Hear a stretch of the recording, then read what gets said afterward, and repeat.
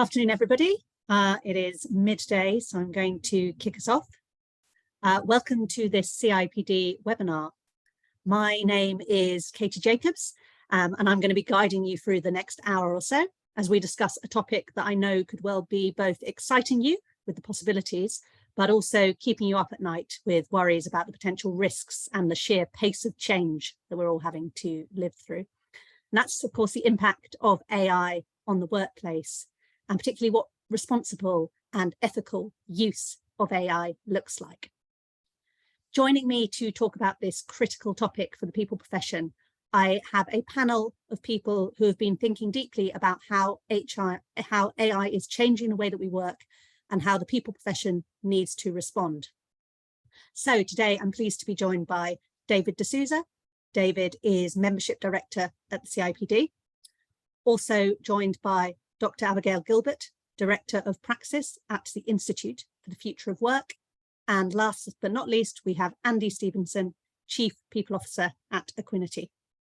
Thank you all very much for joining us this afternoon. So as ever, before I get into the topic, I'm just going to quickly run through some housekeeping for you all. First up, to let you know that this session is being recorded. It will be available on demand via the webinar section of the CIPD website. You'll be able to access all our previous webinars there, as well as find out about anything that is upcoming. If you'd like to submit questions to the panel, and I'm sure you've got a lot, and I really would encourage you to make use of the people we have here today, then can I ask you to please type into the Q&A box rather than the chat box, as we won't be monitoring the chat box that closely. So use the Q&A box if you've got a question that we want me to put to the panel. However, if you do want to use the chat box to chat to your fellow attendees, please do use that and just be sure to set it to everyone so everybody can see your thoughts.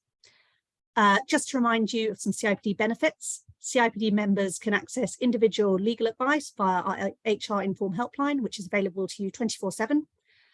And another one I want to flag is our Wellbeing Hub and helpline available for members in the UK and Ireland. And you can use this to access free help and support via telephone or online consultations with qualified therapists. And that's all provided via Health Assured. Stuff is moving really, really fast right now. I know everybody feels particularly kind of overworked, overburdened. So please do reach out for help if you need it.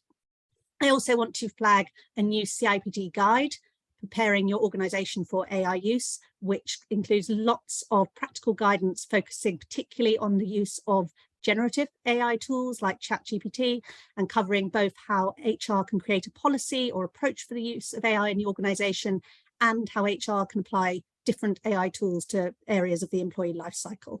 I'm sure one of my colleagues will be putting that link in the chat for you, and other relevant resources that might help you as you think about this space. So on to the topic at hand. Obviously, because this is the rules now, when you talk about this thing, I had to ask ChatGPT to write an introduction for me, and this is what it said. It said, get ready to embark upon an enlightening journey into the world of generative AI and its transformative impact on the workplace. Let's unlock innovation, efficiency, boundless potential together. I did think that was a little bit much, and I did ask it to tone it down and make it a little bit more British, but it didn't quite get what I was asking for. So the next bit is all me. There's no denying that the rapid pace of development and the wide accessibility of AI tools are already having a transformative impact on the workplace, and this is only the beginning. The challenge for people professionals is how we balance the opportunity that such tools offer in terms of things like efficiency and productivity with the risks they present around ethics, data security, diversity, and accountability. So what is the appropriate balance of embrace versus control? During this session, we will discuss the implications and opportunities of using AI tools for people professionals and the workplace more widely. We'll touch on some use cases and tackle some of the emerging challenges around ethical and safe usage, and we'll explore what the landscape looks like currently in terms of regulation. How it's going to work is we're going to hear from David first on a general overview and a bit about the CIPD position on this. He's going to set out some principles to guide our thinking. Abby is then going to set some context, talk about the wider picture. She has got slides, just say that David and Andy do not have slides, so don't worry, nothing is broken there. And finally, Andy will share some insight into how Equiniti are already using AI in HR processes, and how he, as a Chief People Officer, is thinking a bit about the risks and the opportunities ahead. And then we'll have a panel discussion. So please do get your questions in throughout. But that's enough from me for now. I'm going to hand over to David to kick us off. Thanks, David. Thank you, Katie. Hello, everyone. Whether you're joining us live or whether you're joining us by catching up with the recording, I'm delighted that you're taking part today, because what we're talking about is something that genuinely I think will have profound impacts on the world of work. I've spent much of my career telling everyone to calm down and avoid the hype, and actually things probably won't be as different. This is one of those rare exceptions. So this is technology that will probably be transformative for the world of work in the same way that the internet was, probably in the same way that mobile phone use has been for people. It will be everywhere relatively quickly, and therefore we've got a role as a profession to understand the implications for us, but also for the organizations that we work on and society more broadly. And that's a challenge, to juggle something that's changing as fast in so many different dimensions. But we came through the pandemic showing that as a profession we could be really responsive, showing that as a profession we could help organizations through a really complex change journey where things were uncertain. And this has got pretty relevant parallels in that. I'm using that as an example, not because I think this is all bad, but because actually the skills and the capabilities that you might need will be very similar. So at the CIPD, it's our job to help navigate you through that as best as we can, and to work with and learn from you as we're going through that journey. And I think it will have profound implications at an economic level as well, societal level, and there will therefore be ramifications for just about every organisation. So whether you think your organisation will be directly impacted immediately or not, down the line it will probably have impacts for the entire labour market wherever you are in the world. So the world's changing fast. There's probably three things that we can't do. One, we can't be left behind. So as a profession, it's incumbent upon us to keep up with the pace of change.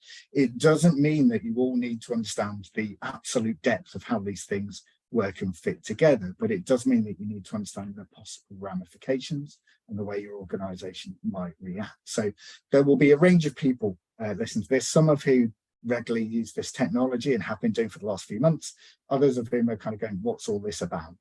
I would urge you to, at the very least, go away, have a play and experiment if you haven't done prior, and learn about the capabilities in a bit more depth. You need to do that to keep up. So in the same way that 20 years ago in the profession, you probably didn't need to be that proficient with data, but now it's very hard to have a successful career without having an understanding of it.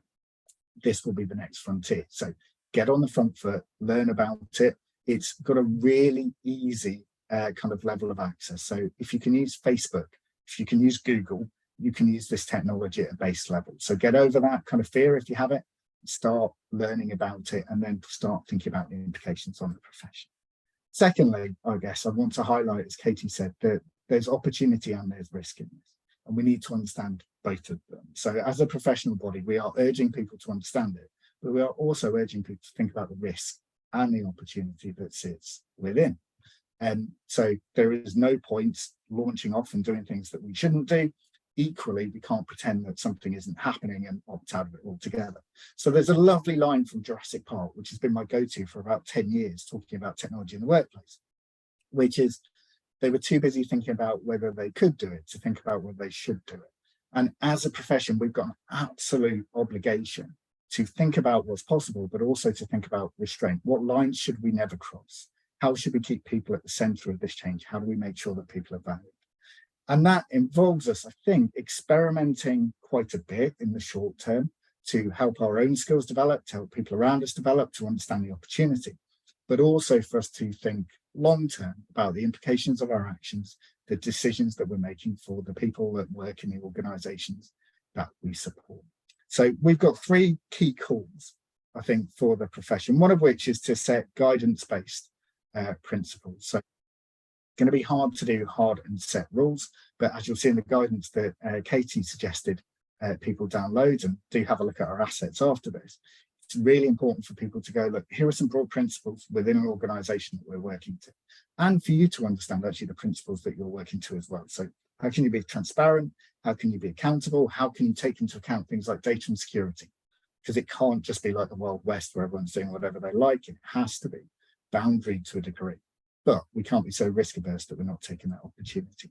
Secondly, engage and develop with this technology. So experiment with it, collaborate, whether it's in your organizations or others, use the communities that we provide you with access to get a grounding on what other people are doing, what they're finding, and make sure that you're also doing that cross-directorate. This isn't an IT problem, this is a workplace opportunity, and that's a very different framing of it. You can't leave it to your IT team to look at it, can't leave it to your finance team to go, I think we can make savings. We're the ones that need to understand the impact it has on people and the potential impact that it therefore has for skills, capability, development, reward, and all of the other elements. And finally, think strategically about it. So we need to work out where the positive outcomes are that sit within this technology, think about the entire model end to end. So for those of you with an organizational development background or kind of bent, you'll remember the Bert Litwin model starts with what's happening in the external environment and then helping your organization orientate to be the best fit for dealing with that environment. We need to think about that short and long term. How do we utilize, integrate, understand this technology to make sure that it's making a difference positively for people now and ongoing? What are the implications in terms of skills? What are the implications in terms of reskilling? And the final thing I would say for people that I guess are coming new to it is that I think there's a degree of preoccupation with what it will mean in terms of administration, but actually this has implications for knowledge work, this has implications for creative work as well, and for analysis. This is actually an opportunity for lots of the roles that form the heart of many organizations. It will impact decision-making in organizations as well, being able to aggregate data and sense make of it all more rapidly. And we need to reflect really quickly and calmly with that kind of long-term view on what that means for how work gets done in organizations. Where is it essential for you always to have people in the loop? Where can we use technology to improve the quality of work that people do? So how can we get good outcomes in the workplace from that? And if we can do that, and if we can do that together, so I'll stress that community piece as well. If you're puzzled by this and the far side of it, get into our communities, get into our groups and start talking to people about it. Go to your local branch and have a conversation, use the connections that you have available to us. But if we can do that, then we can get into a good place. So we'll keep highlighting resources as we go through. We've not only done a kind of guide to policy making in this space, but also around workforce and recruitment planning as well. So please do make sure of that. I will leave you in the capable hands of the other panelists. I look forward to conversations being quite challenging and the questions being challenging, put us on the spot properly. But we're all working this out together. The best way to do that is as a community. But everything we need to do has to have that ethical lens on it, a responsibility lens on it. But finally, we need to be looking at striking at the heart of what makes organizations a good place to work and makes good places to work productive. Thank you. Thanks, David. That's set it out really, really nice. I think you've set Abby up really well as well with the kind of themes that you were talking about. So we're going to hear now from Dr. Abigail Gilbert from the Institute for the Future of Work. And I do encourage you to get your questions in. We've got a few there, but please do get them in and don't leave them all until the last minute because otherwise they might not get answered. Over to you, Abby.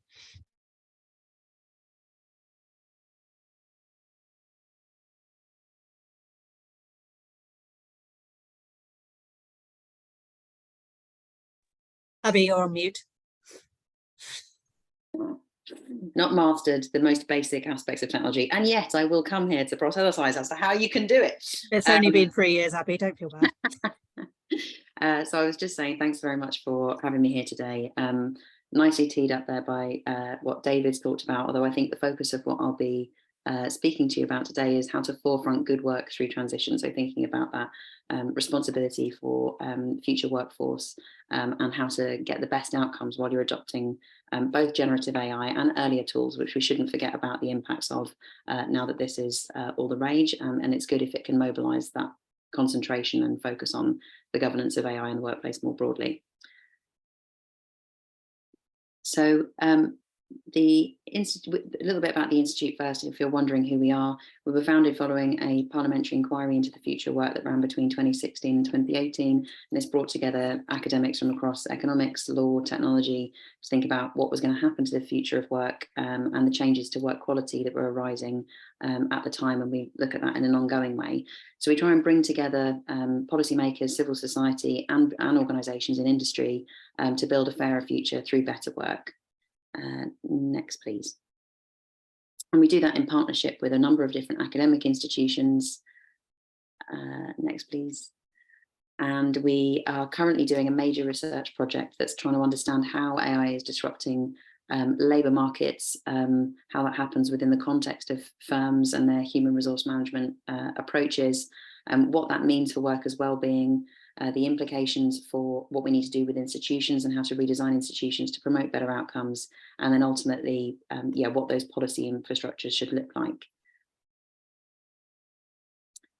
So just as a quick juicy release of some of our early findings in that, we found that 80% of firms have deployed automation in the past 3 years, and the statistic was the same for physical and manual automation of tasks. So that's sort of substitution of work that we've required motor skills or thinking skills.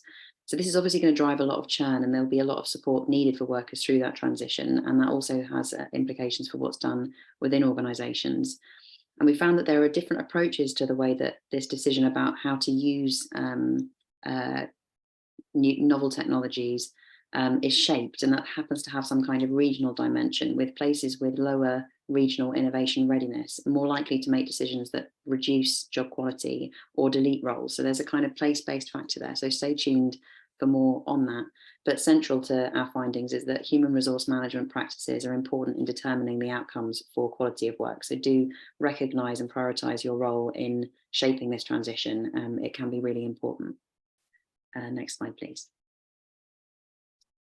So whilst I've mentioned there that there's been these automation of tasks and the public conversation around risks that are emerging as a response of both generative AI and all of the forms of technological innovation that were coming before it, is mainly about displacement, this idea that jobs will be deleted and that there will no longer be work available for people in specific jobs or industries or parts of the economy. Now, this report is one that we're launching today. I hope it's okay to share it with you. What we're trying to set out in Reframing Automation is a model for anticipating risks and impacts, which goes beyond just thinking that the main impact of automation is the displacement of work. So obviously it's a benefit for organisations when you can fully substitute a role with technology, because you can make a productivity saving. However, that's not guaranteed, and it's also not the only way in which automation can have impacts on work and work quality. So for instance, in this particular, in the report, we outline that there are also, beyond displacement effects and also creation of jobs, impacts around sort of skill. So we've identified there's a difference between when a job has high discretion augmentation versus low discretion augmentation. So high discretion augmentation would be where a worker is still given control over how they use a technology, control over their work, and it potentially enables them to have at their own discretion a better method of conducting work. In contrast to that, what we have seen in practice is that there is an increase in low discretion augmentation. So work is becoming more routinized. The kind of methods and processes are being set out and often encoded by technology for workers, which is reducing some scope for autonomy, but also has a potential impact on wages. I'm happy to talk about that more in the Q&A as is desired or appropriate. But then equally an intensification of work. So this can come from the overestimation of the potential substitution or displacement effects of a technology. So over assuming that you'll be able to save on labour, and then people that get left behind having more work to do than was feasible. Or it could equally be through forms of algorithmic management that schedule tasks, or as we were talking about on the panel just before this began, the brilliant and enabling technologies that allow us to do remote working and communicate in these ways can also mean that there's a greater density of meetings within the day, so increasing task density. And these kinds of things that highlight different types of risks that we need to manage, with that one referring to the kind of telepresence. But then equally, the increased use of predictive analytics means that there's a much greater use of machine learning in matching processes. So matching tries to reduce the frictions associated with time taken to process information, and allow for employers to gain efficiencies that might be in hiring, but also this is happening in the workplace through, for instance, task allocation. Now, those different types of automation impact that I've mentioned all have a specific route to generating value for a business, which research suggests that organizations need to have a better regard of. When businesses have been deploying both data-driven technologies and more recently machine learning technologies, there's evidence that suggests that they aren't capturing the value return as much as they could be, and in some cases not all, because they haven't really thought about what the value proposition of that technology is. And what this paper does is it shows you what those potential value propositions can be between different models of automation if you were looking to generate revenue from what you were doing, but then also highlights how those particular approaches to value creation may have specific types of trade-off for job quality. So by all means, do go and have a look. Next slide, please. So what do we do about this? The fact that there are impacts not only on the availability of work and job displacement, but also potentially the quality of work and conditions of work and access to work. Well, we've set out a methodology called a Good Work Algorithmic Impact Assessment, which admittedly doesn't sound like much fun, but I promise you is more interesting than the name suggests. And the reason that it does have that title is also important to highlight. So internationally, in Europe and in America, there is a strong move towards undertaking forms of impact assessment, and that is being legally mandated. At the moment in the UK, we obviously have data protection impact assessments, but we were commissioned by the Information Commissioner's Office to do a project that looked at the role of data protection as a gateway to the preservation of other fundamental rights. So essentially, there's a recognition now that the ways in which AI is being used to replace human decision-making is extending beyond the initial assumptions of what would be needed in terms of safeguards with regards to data protection, and we need new layers of support. Now, we have this, I'll show you a minute the resources that we've created and that are available on our website to undertake this process. But it's worth flagging that at the moment, this is advisory. So it's a toolkit for businesses that want to lead in responsible adoption of AI and think about and promote good work through the course of adoption. But we have been engaged in parliamentary conversations about how to embed this in future regulation. And from the international kind of landscape, it does look like something of this kind is probable in the future. It already is in other jurisdictions, and it may be in the context of the UK. So essentially what the process is intended to do is unlock and share information about the impacts of algorithmic systems on work and people, introduce new safeguards when AI and algorithmic systems are used at work, mitigate risks and maximize benefits as work transforms, and shift the focus towards preemptive action from damage control. So trying to estimate what some of the impacts of the deployment of these systems could be before you roll them out in the workplace. And also to develop forums for ongoing scrutiny, not necessarily just by unions, but also by workers within context. Next slide, please. And obviously the HR profession has a huge role to play in coordinating, navigating, and potentially driving this kind of governance forward with other relevant partners within an organisation. So we have provided 3 resources under this under this project, as I said, funded by the Information Commissioner's Office. And this includes a Good Work Charter toolkit. So this summarises the relevant regulations, codes and guidance that are potentially impacted by the deployment of algorithmic systems within the workplace that should be had regard to. So obviously a large part of the policy conversation has been on, let me just check that that's not me being over time. A large part of the policy conversation has been around the potential risks to equality, and now there's a growing infrastructure of governance mechanisms to manage kind of bias up the supply chain of the development of a product. But actually, when you look at a workplace and the deployment of these tools, it's also the case that broader regimes and established regimes about good work do need to be considered. So the Good Work Charter toolkit sets out what that kind of baseline is to remember and have regard to, but with really the emphasis that we're placing in the recommended methodology is on just steering towards the kind of outcomes that you would prefer to achieve for your workforce. So if you want to drive better work, then those 10 good work principles should be in there. We also provide a resource, Understanding AI at Work. So am I at time, Katie? Yes. I think you're, sorry, I've had to come in on a different computer because, as you might have seen, I turned purple. So technology. So keep going. It's fine. Oh, okay.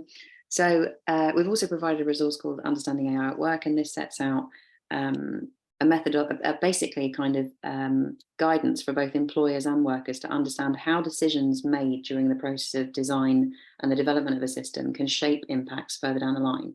So we need to get beyond the narrative of, oh, the machine did it, and recognize that there are accountable decisions about how a system is designed, how a system is developed, how a system is deployed, and that they are what drive potential breaches of the law, but also changes to good work quality later on. So have a look at that. And then the main meat in the pie, so to speak, or the focus of the resources here is the good work algorithmic impact assessment guidance. And it is worth noting that we see this as a kind of a method for responsible innovation, but it also sets out an approach to involve workers who we see as potential experts in understanding and forecasting impacts. Next slide, please. So for the process at a glance, we have an initial kind of assessment of what the intentions are for using a system. And this is summarized as a disclosure of position, which admittedly is not a very enigmatic title for this, but is in line with international regulation and precedents. So here is where you record those key decisions about the design, development and planned approach to deployment of a system. So who's going to be using it, under what circumstances, what will be their mechanisms for recourse, who will they have avenues to redress for, but also what's your intended approach to value creation, and what does that mean for potential trade-offs, and how have you forecasted them. Now that statement is then brought into the actual process of, it's firstly to diagnose what would be proportionate in terms of next steps and the amount of resourcing that you put into undertaking a good work algorithmic impact assessment. But it's also a kind of an information sheet through which the rest of the process can be undertaken through an understanding of what the system should do. And what that also does in that first stage is give you the apparatus to consider what you need to ask of providers of AI tools before you procure them. A lot of what you can do as an organization who holds responsibility for and is accountable for the decisions that arise with these tools lies with the extent to which you can access information about a system. So you need to be thinking about that in advance of procurement, and hopefully that section can help. And then the next phase is committing to the process. And this includes identifying what your organizational values are in advance, which is obviously something that David mentioned. If you have a strong priority for fairness or equality or potentially worker autonomy or dignity in work, or just specific aspects of terms and conditions, then it's worth identifying them going in and getting a sense of why you're undertaking this process. And then essentially the 4 stages are to identify the individuals or groups who might be impacted, and we set out a range of methodologies to do that. Undertake a preemptive risk and impact assessment using a combination of methodologies, centering kind of reviewing that initial disclosure position, looking at good work principles, and also undertaking some scenario development. And then really importantly, taking action in response to the impact assessment. So this is why it moves slightly beyond assessing what's going on to then creating mitigations as appropriate. And they might be redesigning a system. Again, it's important in the procurement of an AI to talk to the provider about your ability to potentially engage in design changes if they did come out of any impact assessment. For instance, turning off certain aspects of data gathering when employees are out of work if they're using it on their own phones, or potentially allowing for preference solicitation. So rather than allowing workers with different regimes to come in at different times if it was scheduling shifts or something. And then in the 4th stage is to have an ongoing monitoring infrastructure to make sure that the use of the system is subject to ongoing review, because as is well recorded, the impacts of AI can be emergent, and they can also change as systems learn and approach things in a new way. Next slide, please. So I suppose I'll just note here that we are looking to pilot this method with businesses who really want to prioritise good work, and we have CIPD as a partner on a board of wider board of regulators and the kind of Regulators Plus forum, who are reviewing the way that this is working and trying to make sure that future regulation is responsive to what it is that businesses can do in practice. So we look forward to working with CIPD and the rest of you in this space, and thank you for my time. Thank you very much, Abby. That's really, really fascinating. I'm just quickly going to hand over to Andy, because we've got quite a lot of questions, really great, interesting questions, and I really want to come to those. So Andy is going to give a bit of a flavour of what he's thinking about as a CPO when it comes to all this. Katie, and good afternoon, everybody. So A little bit of context for you. Equiniti is one of the largest share registration organisations in the world. We have 6,500 people spread from the west coast of the United States out to the east coast of India. And clearly within the products that we sell to our customers, which does include more than 70% of the FTSE 100 and a good 15% of the Standard & Poor's, we are looking at how we use AI in our products. Today, though, I'm going to talk about how we use AI in HR and where we're using it. And I think Katie highlighted that I was going to talk about the use and risks. Let me start with the biggest risk of all. Any AI you use in HR is only as good as the data set it has got. So if you do not have comprehensive and really genuine information about your people, then you will simply get poor information out of your AI tools. For me, there are 7 key areas that you can use AI in HR, those being recruitment, performance reviews, onboarding, engagement, talent development, workforce planning, and shared service. And if I touch on, firstly, the couple where we've been using this for quite some time and are having good success. So in shared service, we have a chatbot, and the chatbot takes an awful lot of the first line traffic that used to go into our people services teams. So those very simple requests around how much holiday I've got, where I find certain policies, where I find certain processes, the vast majority of that traffic is now taken by chatbots, and that enables the team to do far more value-added work. The second area we've had huge benefit is in employee engagement. So we, like many organisations, used to do a traditional employee engagement survey. It was a big drain on HR resources. The team would go to a lot of effort to get people to fill it in. There would then be a Herculean effort to analyse it and create action plans across the business, most of which went in a drawer and didn't go anywhere. Today, we have a simple survey that's done every single month, and all of the action planning is done in AI. So the evidence goes in, the system will look at the data from individual teams, and it will recommend the actions and the learning resources that are best placed to drive engagement. And there's been some really fascinating things with this. It means, firstly, that more than 90% of our teams have an active action plan that they are working on, because they only need to talk about the process, not actually the planning itself. Fascinatingly, teams that are using the AI action plans have a 5 times better result than the teams that are attempting to do their own. So this is a huge step forward, and we as an organisation have driven our employee net promoter score up by nearly 60 points in a year off the back of using this system. So AI is really helping managers make quick decisions and get on with their day job. Other areas that we're using it is we are able, through having these very system-driven, very AI-driven monthly surveys, we are now able to get into the world of predictive attrition. So because that we actually know how people respond, we are able to look at what they are thinking about leaving before they've even realised themselves. So each of our managers has a simple indicator on their dashboard that shows the likelihood of people leaving within their team. It is phenomenally accurate, and it means that they can start to take corrective action before the event. It does not go down to individuals and identify them. It is only at team level. And I think with anything like that, people always say, you know, how accurate is it? The answer is very. How do people react to it? Well, people know it's there. And the evidence I would give is our response rate on our monthly engagement survey is more than 90%. Very few companies do that. And they give us that response because they know that we are using it in a responsible manner. A couple of areas we're starting to develop and are coming on stream now for us in AI. So all of our people upload their skills. This is not just formal learning, it's the skills they've got.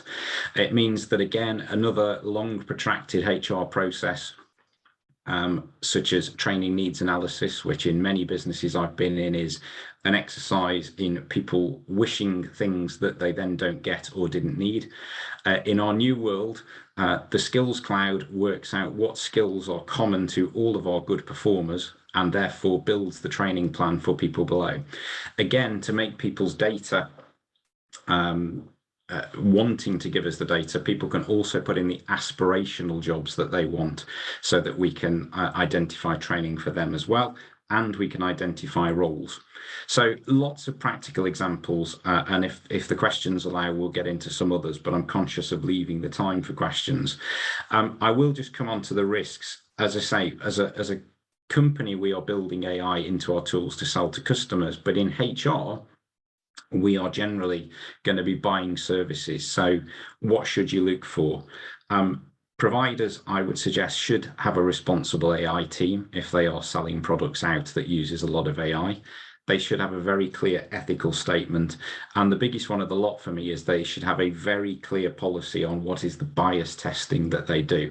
And certainly as we start to think about how we would use this in areas like recruitment, we need to be very clear that the bias has been built out of the system. So AI is here.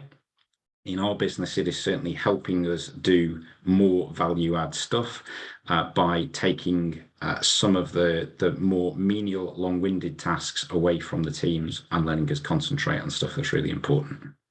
And I'll hand back to Katie so that we can get some questions in. Brilliant. Thank you so much, Andy. Thank you, everybody, for your contributions. Really great discussion so far.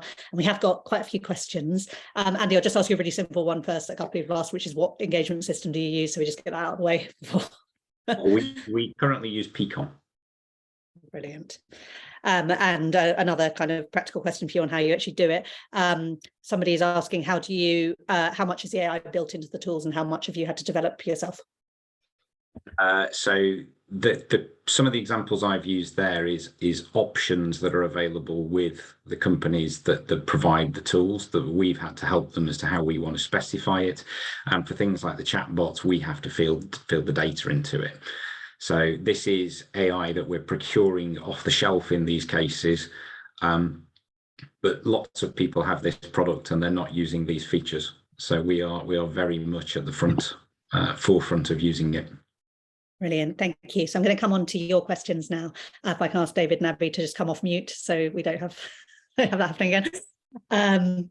Brilliant. So I've got a question. Somebody's asked about the rollout of AI is likely to cause some insecurities and anxieties across the workforce, particularly where people are worried about their roles or responsibilities potentially being replaced.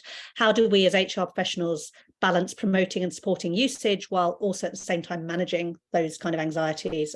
David, if I come to you on that first.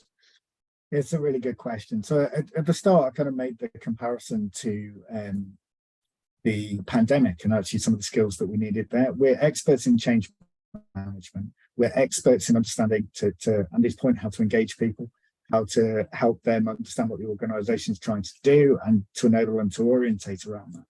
This is a period where we're going to need those skills. So how can we be transparent about what we're doing to reduce the amount of fear in the organisation? How can we involve people so that actually they feel they're part of the journey rather than just a group of people that something going to happen to?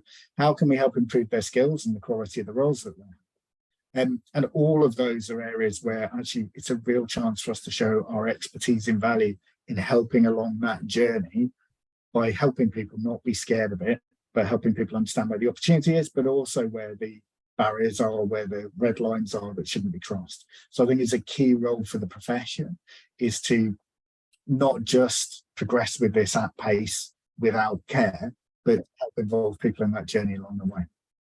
Brilliant. And then Andy, I'll put that to you as well as a CPO, but also kind of add to that. Do you have a policy around it? What would a good kind of AI policy look like for your people? We do have an AI policy. It is pretty light at the moment, and it is more about the fact that we will use the tools responsibly, and it's very much in line with our data protection rules. But I think the simple bit is to be upfront and honest with people. One of the biggest things I'm proud about in our business is we are transparent. So we do tell people that we will be using AI in our tools. People recognise that, but we create very clear development pathways so that people can look at product categories that they can grow themselves into. And because we're giving them a long time frame, it means they can plan their career around the way our products are developing. And as I say, if I bring it back to HR, there's some pretty menial tasks that people were doing in shared services functions that they're no longer doing. We haven't reduced the team. We've simply moved them on to more added value areas of our function. So I think as long as you're upfront and transparent with people, I mean, everyone's got very excited in generative AI because ChatGPT's launched, but the reality is, if you talk to companies, I was talking to people from Workday who provide HCM systems. They've been working on this, on AI for many, many years now. Some of this will have a long lead time. As David says, we've always done change. And I think the best way is to just be upfront and completely transparent with people.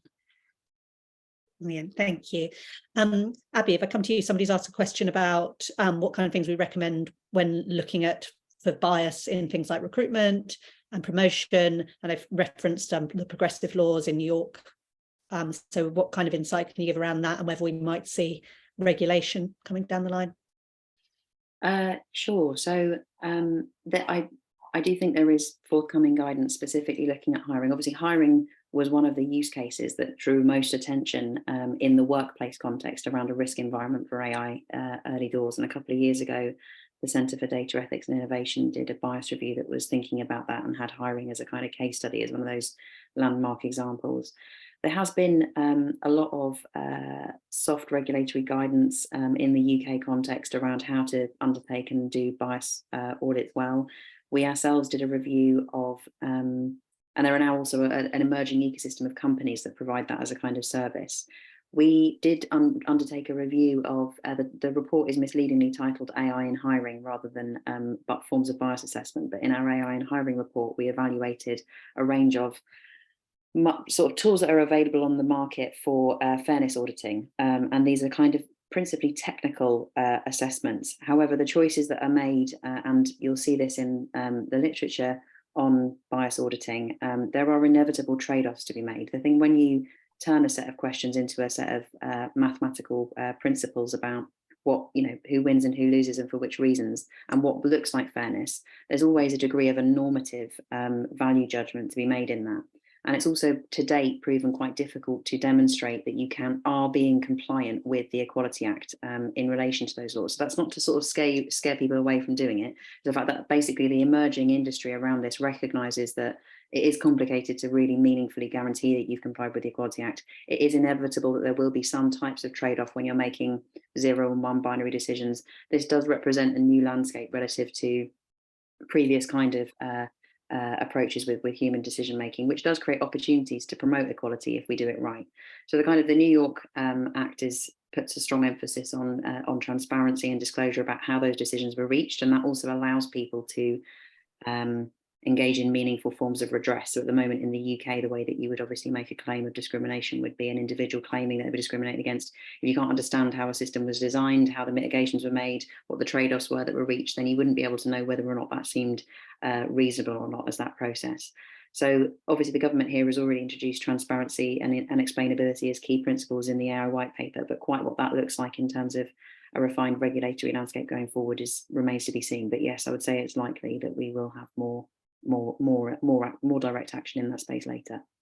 Yeah, thank you. And staying on the kind of topic of bias, yeah, David, I was going to come to you. I'm going to add into that an extra question, building on what Abby said. And but somebody's asked, how do we as professionals, people professionals, perhaps, can we learn to evaluate bias? Do we know what we're looking for? How do we kind of know what the risks are when we're going into using those particularly kind of open AI tools? Yeah, so I think there's two things here. So I'll just build on what Abby said.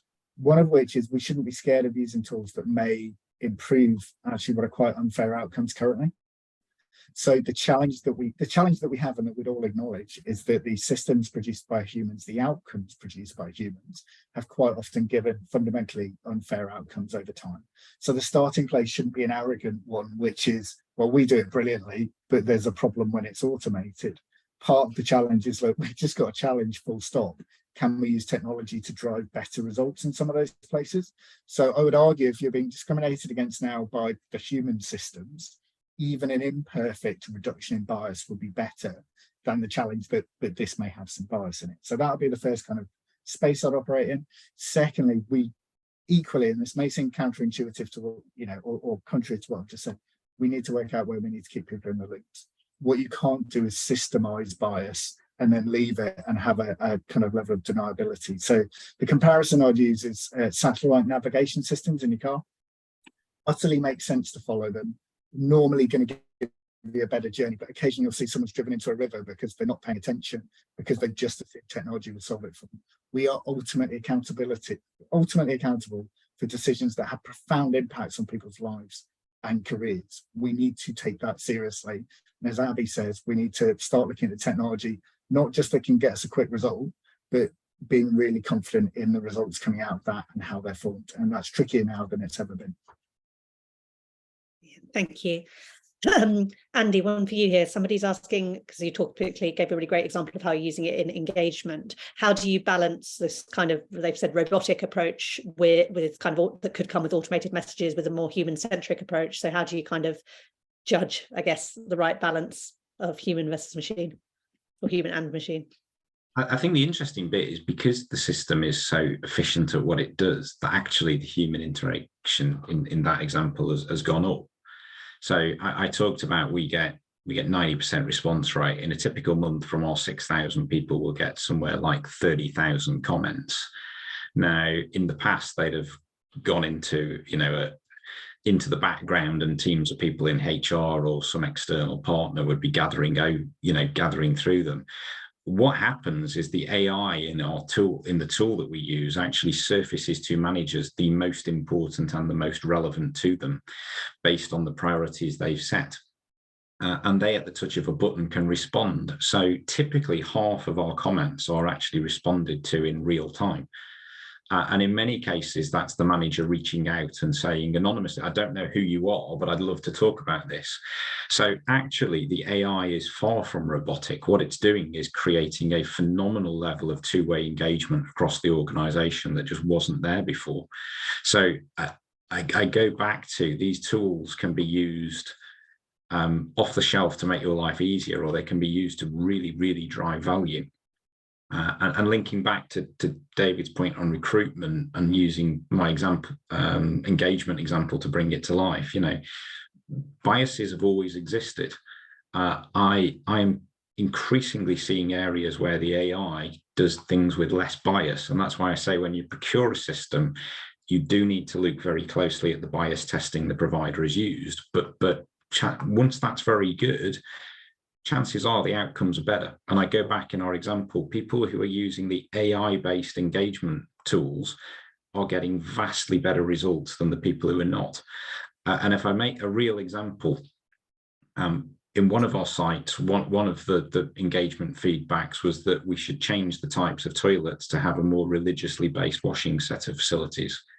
That would have never been surfaced in the old-fashioned paper bits, and managers would have never prioritized it. But the AI showed it was jumping off the page, and we've done something about it.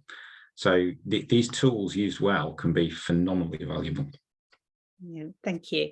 We had a couple of questions specifically around the impact on, I guess, the people profession. So David, if I come to you on that first, what do you think this will do to people coming into the profession? What impact does it have on career paths within the profession? If somebody's asked, does everybody in HR need to become an expert in AI? So I wouldn't say an expert, but I think you can't not understand it and how it will be utilized. So I think if I consider myself old, the next generation coming through, when I'm talking to students now, it has to be part of their toolkit. They have to understand the potential that sits within it. I think to Andy's point around where it can be utilized, you're far less likely to, if you fast forward 5-10 years time, you won't be part of a shared service center, probably in the way that we have now, or the queries coming into that service center, the more basic ones will be automated. And organizations have been doing this for a number of years. This isn't new. More basic ones will be automated, and that will free up time for the more complex queries. So I think leaning into actually where we can add strategic value, understanding how different tools can be utilized and put together. So understanding how to manage a tech stack, some of the issues that we've been talking today in terms of bias and things like that will come to the fore. But we are, of almost all of the professions, one of them that is most dependent on people and the interactions between people and understanding how groups work and how they excel. That I think will be more important than ever. So someone talked earlier or asked a question about change. Again, that will be a skill set that will come to the fore. So planning, change management, complex pieces that require human in the loop, we can utterly excel in those spaces and need to be thinking forward about how we can keep adding value there. But as a profession, we are necessary because of the bits that can't be solved by machines, and because some people won't want things solved by machines, and that's to our advantage in a way that it may not be for some of the other professions. Brilliant. And before I come to Abby with a different question, just Andy, on that topic, I mean, you mentioned you kind of upskilled people and moved them up the, I guess, the kind of the value chain. What do you think it does for kind of entry level careers? Will you think differently about the, I guess, the skill sets that you're looking for in future and how you're developing people? This is a glorious opportunity for HR. I mean, ever since I got into HR 20 odd years ago, and I think before that, people have been saying we need to be more and more strategic. And the reality is, one of the reasons HR departments often aren't strategic is they are completely overwhelmed by very mundane, very transactional pieces of activity. You know, you can very quickly see a world where those transactional activities have gone to a world of AI. And that means people professionals can really add value at all levels of the organization. So we will be looking for people who can absolutely add a value and add strategic input to their divisions and their organizations, even at the most junior levels, and training people in that world rather than processing elements of the HCM system will be a huge game changer for the way other parts of a business sees our profession. And I only see that as good things. Thank you. Moving on, Abby, one for I'll put to you first. Somebody's asked about kind of where liability sits with the risk attached to these tools. So is it the organization? Is it the system? Is it the provider of the system? How is that even clear at the moment? Yeah, definitely not an easy last question to sort of round up on. But what I say is that there's and this is also that's shaped by the fact that it will depend on the nature of the system and how it's deployed and the nature of the agreements. But the focus in different jurisdictions, so for instance in Europe, is very much on the design of systems. But as is increasingly the case, and particularly the case with generative AI, a lot of the kind of risks and impacts and social consequences are defined really strongly in the deployment context. That doesn't mean that our kind of previous ways of thinking about things aren't important, but it really does place emphasis on thinking about intersections with different legal regimes, but also outcomes in a positive social sense in the context of use, which does mean that firms are going to have to be thinking about this regardless of how robust their procurement processes are for risk management of the system before they get it. And I just take the chance to second the points there made by Andrew, and also pick up on David's point that if we do get that right, we can advance equality with these systems, which is really promising. Brilliant. And David, kind of what risks would you, I guess, particularly for I mean, we ran a session for HR leaders the other day, and some of the stuff that was coming up was, you know, people putting internal company documents into ChatGPT, therefore everything's just kind of out on the internet. There being a lot of people kind of raise the issue that is this going to end up a bit like regulations that came out during COVID, where if you're a global organization, is this going to be a whole patchwork of stuff to deal with? So is there any way to kind of get ahead of that stuff? Is there a way to get ahead of it? Yeah, it's to not stall now. And I mean that because I'm talking to people that still haven't used this technology, so they don't understand the implications of it. I think the best thing the profession can do is be actively curious rather than scared. And then as it works its way through that, think about the risks that are there. So there's obviously long-term risks to quality of outcomes. There are long-term risks in terms of career development, because if people aren't getting that early stage career exposure they might have had, what are the implications for that? Right through to change in some of the elements that we've picked out, as well as well-being and isolation. So there's a range of things, but we will only be best placed to understand them if we're curious now. So we are asking people to think about this technology and start using it and experimenting with it, not because it doesn't have risk, but because you won't understand that risk unless you have an understanding of it, how it fits together and the potential implications of it. So to be honest, to guard against risk, to get ahead of that risk, the only way you're going to do it is to understand what you're working with and the potential implications of it. And to build on that, and to somebody's asked a question particularly around training courses, but if I make that a bit wider, I mean, Andy, how have you educated yourself and how are you educating your team?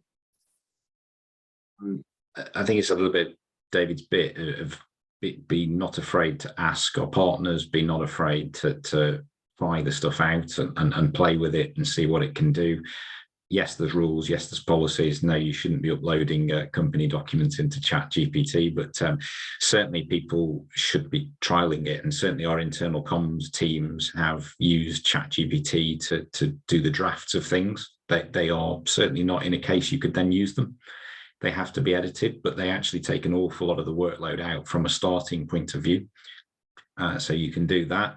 And as I say, with our partners, we are very much a case of talking to them and going, what is coming? Can we see it first and evaluate whether it's of use for us? But we actively encourage certainly everyone in the function. I think that goes for the wider business to look at this and to get involved and to try and come up with how they think they can use it. And then we can test it sensibly and responsibly.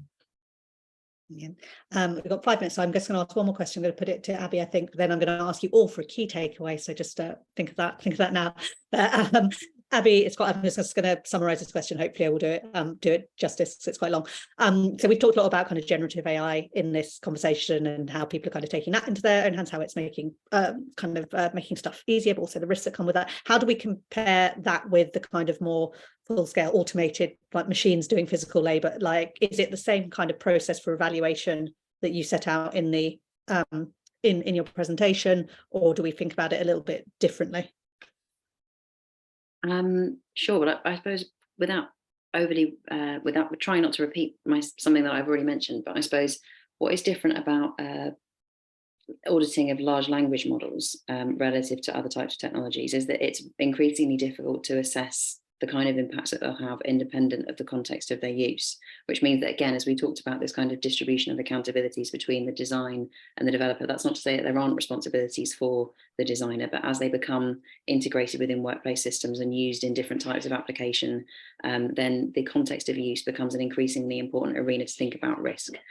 Which means that these architectures for governance, like impact assessments, will need to be based within organisations. And again, that is a potential role for the future of the people profession, until such time that we've already worked all that out, which will probably take maybe a 5 to 10 year range as we get used to these tools.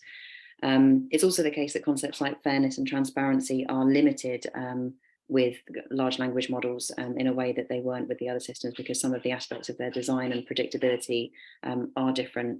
And so that again takes us back to the earlier point about predicting them. And ultimately, we're probably at a point in time now where there's a bit of what might be described as an epistemic gap. We don't yet know what the potential consequences of these systems will be, which is why we need a dynamic system for governance that we can sort of return to later. Brilliant, thank you. So we are out of time there. Really fascinating, wide-ranging conversation. I'm just going to ask everybody for kind of a key tip or one thing you want people to remember from this conversation. I'll come to you first, David. Yeah, I've been talking about this for decades. I've got stacks of sound bites, but I'll go for don't let the risk blind you to the opportunity, but also don't let the opportunity blind you to the risks. We've got to hold those two things in the same time. We can't not move forward with it. And we have to think long until short term whilst we're doing that. But the final point for me would obviously be the CIPD will be with you every step of the way. So as a profession, we've got to respond to it. But you are part of that and play an active part. So get talking to each other, get supporting to each other, get in the communities, and let's make sure that actually we're making the calls as collectively as we can do, because it's a really important time of change. Brilliant, Andy. AI in HR is only as good as the data that can go into the system.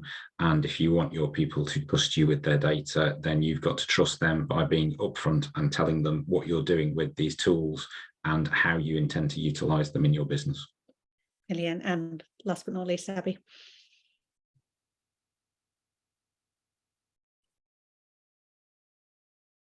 I don't think I can beat what's been said. I'm summarising things very quickly. I need ChatGPT to make me concise. I can't do it. The press is too much. I'm just going to bow out. I love, last voice. Yeah.